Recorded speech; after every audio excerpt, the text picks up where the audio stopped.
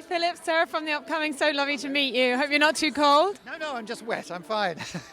So can you introduce us a little bit to the world of Mortal Engines as you created it? Yes, the world of Mortal Engines as I created it. It's a world in the far future where our civilization is gone, and in its place cities have been rebuilt as massive vehicles and trundle around.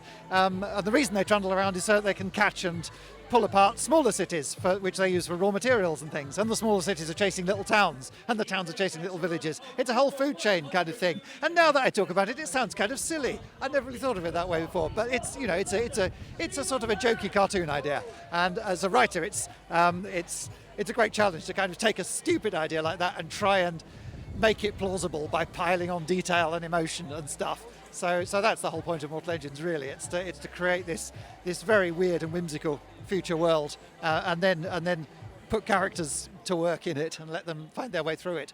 And how did it make you feel to know that they wanted to put this on the big screen and have people like Peter Jackson involved in the screenplay and Christian Rivers directing? Yeah, well, that was it was extraordinary. It's sort of unbelievable, and still is, even though I'm now standing here with all the cast around me waiting to go in and see it. It still doesn't actually feel quite real, but I'm told it is. I'm reliably informed this is actually happening.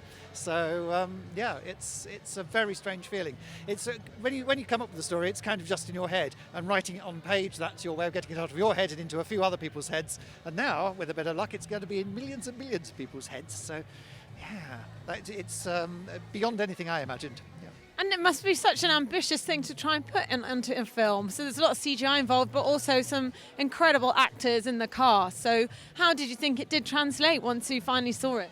Well, I haven't seen it. I'm just going to see it for the first time. But I've seen enough of the trailer and the. I was on set for a little while, so I saw the cast at work, and they're brilliant. I mean, there's some great people in this. Not just there's the great people we will recognise, but also I think Hira Hilmar and Robbie Sheehan, people like this are maybe not. Well, I think Robbie probably is, but not hugely well known. But they're going to be, because they're fantastic. They're such good actors, and they've got such sort of passion for it.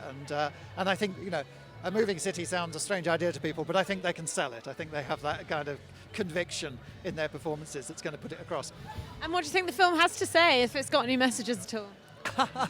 Well, I think it's got all sorts of messages, some of which are probably conflicting, but I don't know what it's got to say. You can see it as a huge metaphor for consumer society and Western civilization and all that kind of thing, if you want to, or you can see it as a stupid adventure story about cities chasing each other. It's up to you. All right, fantastic. Well, thanks so much for your time. Congratulations. Thanks.